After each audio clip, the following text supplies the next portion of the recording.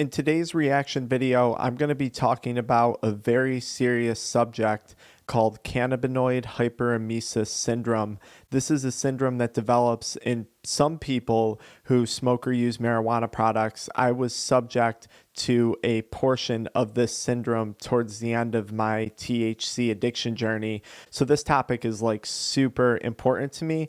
And I want you guys please to share this video, spread it wherever you can that needs more awareness. All right, let's jump right into the video. Marijuana will be legal for recreational use in 8 states, plus the District of Columbia. I am by no means anti-cannabis or anti-THC. I understand that for a lot of people, there's tremendous benefit when it comes to using cannabis products, both recreationally and medicinally, but that is not going to be the focus of today's video. But I'm not anti-cannabis. In states where pot is legal, doctors are seeing an increase in a violent illness. Dr. John LaPook takes a look. When she refers to this as a violent illness, she absolutely hit the nail on the head. If you've suffered from cannabinoid hyperemesis syndrome or you know someone who has, they will tell you they often feel like they are dying. When people say weed doesn't have side effects, when people say that there's no consequences to using any substance, it's a serious, serious mistake. And I'm telling you, and you guys can read through groups on this. I'm going to put links in the video description below for resources. It is terrifying reading through people's testimonials. I remember feeling so sick during my journey with this at points. Horrible. I thought I was dying. For more than 2 years, Lance Crowder was having severe abdominal pain and vomiting. For more than 2 years, this man was suffering without knowing what's going on. How sad is that? We've had cannabis around for such a long time, and we don't pay attention to this. And I definitely blame big government and prohibition on this, because this is what happens when you limit studies and put massive federal regulations that now don't allow for testing on cannabis on a drug. This is what happens. We don't have a full comprehension of the drug, and then we don't know what it is we might be dealing with down the line. No local doctor could figure out why. Finally, an emergency room physician in Indianapolis had an idea. This is often the case of people struggling with cannabinoid hyperemesis syndrome. They'll go to emergency room visits. Doctors don't know what's going on. They're going to get tons of blood work done. They're often referred to a gastroenterologist. I've seen people have their gallbladder removed. I've seen people have their appendix removed. I've seen people have portions of their colon removed and their intestine removed because of this condition and a lack of awareness to what's causing the problem. So now this person's walking around without a gallbladder or with a portion of their bowel missing, and it doesn't solve the problem. It doesn't fix the root cause, because the root cause was cannabis consumption. And the first question he asked is if I was taking hot showers to find relief. A lot of people who suffer from cannabinoid hyperemesis syndrome, it's like part of their body's natural reaction. They are just drawn towards taking hot showers. They'll use pain relief creams like capsaicin. But I'll tell you guys, the pain in your muscles, the myalgia, it's a horrible feeling. Now, we might ask, why does that happen? I believe a lot of it has to do with your endocannabinoid system and the role that it plays in pain control.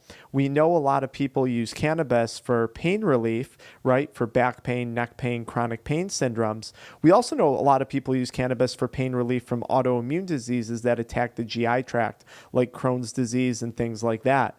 But we have to remember, cannabis is biphasic. You take too little, it does nothing. Just the right amount might help. But if you take too much, it has the reverse effects. Some people might wind up with more paranoia, more anxiety, panic attacks if they use too much.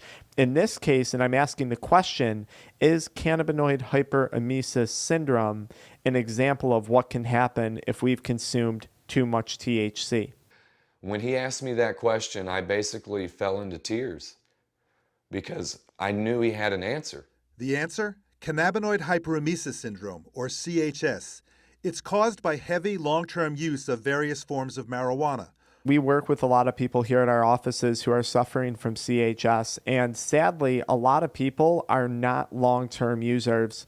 I've seen symptoms of this triggered off of minimal use, and we're seeing a heck of a lot more of it with the high concentration edibles, dabs, people who are using THC cartridges, both medical grade dispensary cartridges and black market cartridges. We're seeing this in people who are not long-term users. I'm warning you guys, they email me, they call our offices every single day in just complete shock as to how this happened. And I think it's really important that you understand just because something was working for you at one point doesn't mean it's always going to. You know how some people can eat eggs and then down the line they develop an egg allergy out of nowhere, or they were able to eat peanuts and then one day they're not able to? Kind of the same thing with a lot of people who develop CHS. For unclear reasons, the nausea and vomiting are relieved by hot showers or baths. They'll often present to the emergency department 3, 4, 5 different times before we can sort this out. It's not just the misdiagnosis that occurs in the emergency room department. They'll often mistake this as malnutrition, cyclical vomiting syndrome, as I said, gallbladder problems, other GI problems. It's the way people are treated when they present to the emergency room, and we need to stop this. And I think this is for two reasons. There's a lot of medical professionals, nurses, people like that who use cannabis, who are fans of cannabis. And I think they are quick to become very, very judgmental when someone presents to the emergency room with a problem related to cannabis. We also run into the issue of judgment. There's a lot of judgments and a lot of lack of understanding when it comes to addiction. And a lot of people suffering from cannabinoid hyperemesis syndrome are also struggling with addiction, THC addiction. It was hard for me to quit. I struggled with it, even though I knew it was making me sick. Dr. Kenan Hurd is an emergency room physician in Aurora, Colorado. He co-authored a study showing since 2009, when medical marijuana became widely available, emergency room visits for CHS in 2 Colorado hospitals nearly doubled. So we have to ask ourselves the question, why is this happening in states where we have legal cannabis products? A lot of people argue, oh, if you had it all legalized, this wouldn't happen because there wouldn't be black market products. That's absolutely not true. When we see ease of access go up, which again, I'm all for, I support it, people are naturally going to start to consume more.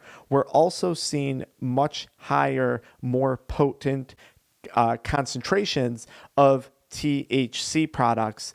And I think it's time, and we're going to get there, where dispensaries, both medical and recreational, start to take some responsibility for warning people about this condition. This should be on every label of every cannabis product, warning people that this is something that can happen. We should also warn people that, smoking dry herb produces tar and things like that, but that's not what this video is about.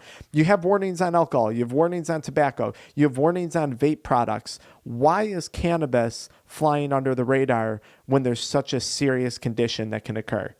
In 2012, the state legalized recreational marijuana. It's certainly something that before legalization we almost never saw. Now we're seeing it quite frequently.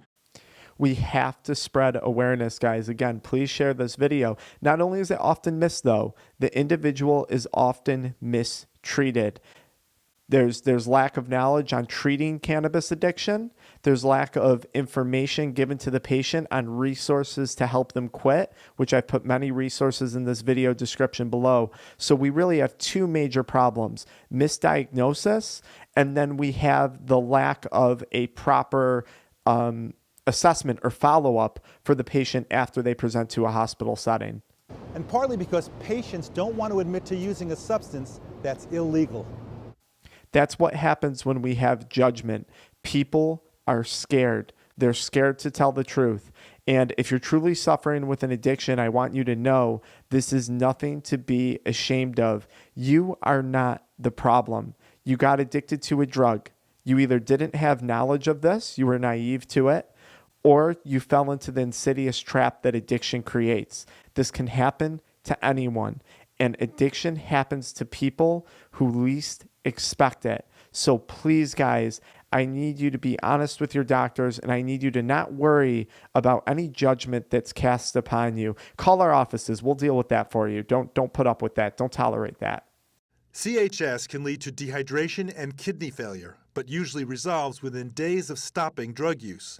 CHS, many of the symptoms, vomiting, muscle pain, nausea, headaches, malnutrition is a major side effect of this, right? People can't eat. And in females, we start to see this leading to signs of anorexia, another common misdiagnosis that a lot of females may deal with. They lose an extreme amount of weight. They tell the doctor they're not eating. Maybe this person also suffers from an anxiety disorder, and the physician concludes that this woman is anorexic. And here we are again with another misdiagnosis. Proper nutrition and refeeding when you're struggling with CHS is so important. And I put some video links in the video description below where I talk about foods and things like that that should help you get nutrition back in the day, right? We really want to focus on fruits. Protein shakes might help. Nut butters might help. Simple, fast digesting carbohydrates like you get from fruits are a great option. I put all the nutrition stuff in the video description below.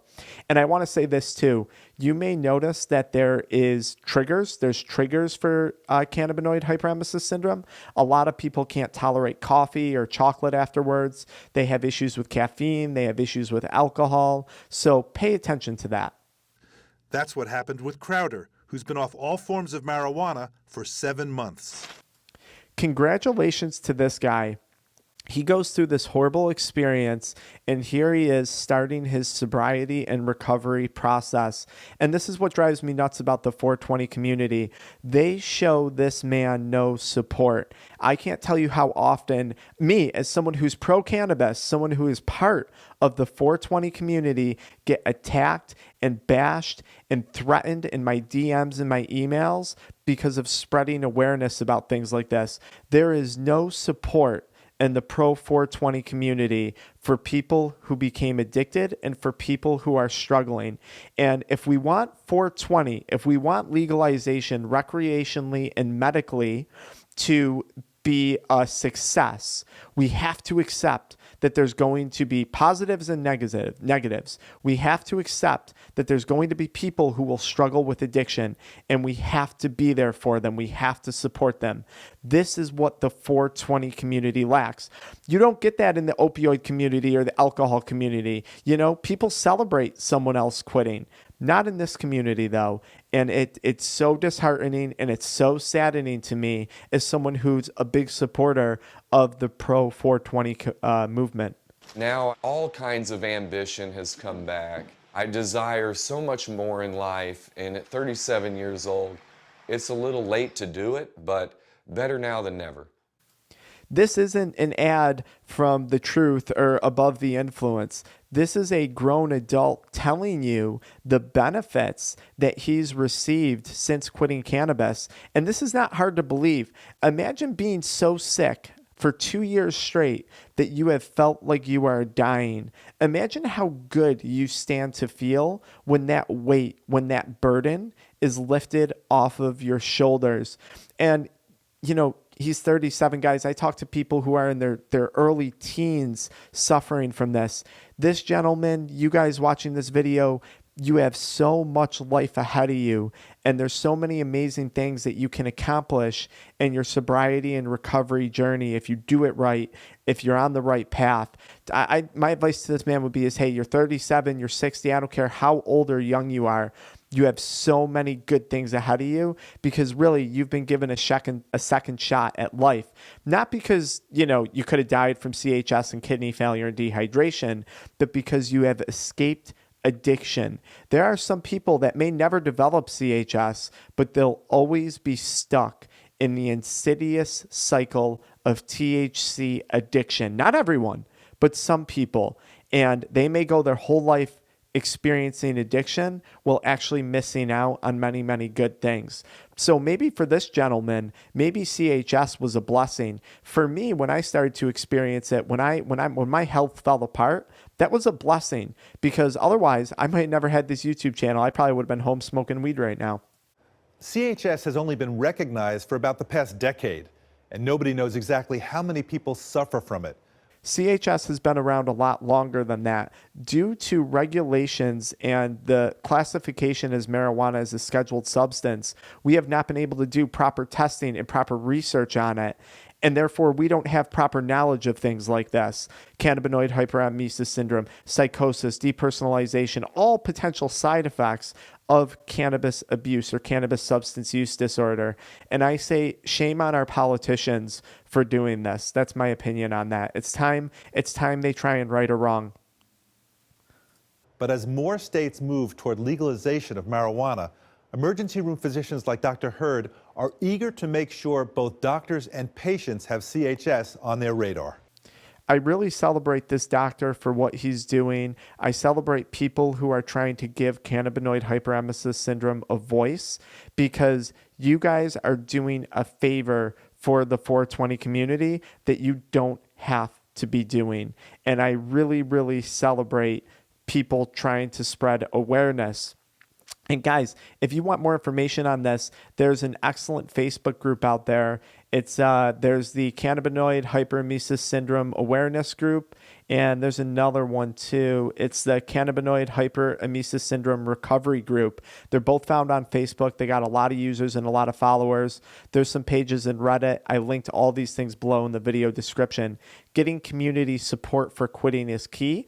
And for those of you guys who need extra help, we have support groups here right on our YouTube channel for addiction mindset recovery group coaching classes. And then I offer one-on-one sessions as well too if you need help with this. And guys, I want to point this out too, just the last thing I want to say. CHS isn't just vomiting and muscle pain. A lot of people reach out to us and say, you know, Dr. Frank, I have a lot of nausea in the morning when I first wake up. I can't eat without smoking weed because I'm so nauseous. There's 3 stages to CHS. The first stage, and I linked this article below, is the prodromal phase. This can last for months or years. And this is essentially just early morning nausea, a fear of vomiting, and abdominal discomfort. That's all it is. This is cannabis warning you that your relationship with cannabis is about to take a turn for the worst. It's like anything. When we're tired or we're fatigued and we try and fight through that, we pound caffeine, we take stimulants. Excuse me. Maybe I still have CHS. You get sick. Oh, I don't. You get sick. And if you ignore your body's warning signs, you're going to be in for a really, really rough ride. The second stage of CHS is the hypermetric phase, and this is where the people have intense and persistent nausea and vomiting, described as overwhelming and incapacitating. Nausea and vomiting to an extreme, it can lead to dehydration, kidney damage. But guys, this is a very common cause of back pain. If you're intensely throwing up, you stand to really damage your neck and your low back. So please be careful of that, because then you're going to be dealing with those problems too, and chances are those will get very mismanaged as well too. Then you have this hypermetric phase where patients are taking numerous hot showers throughout the day. This behavior appears to be learned, whatever, trying to help them control the symptoms. And then you have the recovery phase, which could be days, months, weeks, or years until the person is back to normal wellness. A lot of people, guys, they do recover, they do get better. I think we're also dealing sometimes with psychosis, depression, anxiety. There's a lot more going on with CHS than just CHS. At least that's what we often find here at Addiction Recovery Coaching. You're also dealing with addiction. You're also dealing with cannabis withdrawal symptoms when you're quitting. And you need someone who can differentiate all those things and help to educate you on that. That's what we do here. With that being said, guys, I want you to realize CBD and any cannabis products can bring this on. So a lot of people think, oh, if they stop for a year or 2 years, they can go back to it and be fine. And maybe there's a small percentage of people, but this is not the case. Stay away from anything cannabis related, period. I don't care what it is. There is no sense in you risking living this hell again. You've escaped it. Once you get better, you're out. You're done with this. You're on to the next chapter in your life. There is nothing, I promise you, there is nothing of reward in returning to cannabis if you have been suffering from CHS. Follow me into the video description below and all the links I provided for you guys, where you can find a bunch of support and a bunch more information on cannabinoid hyperemesis syndrome. I'll see you guys there.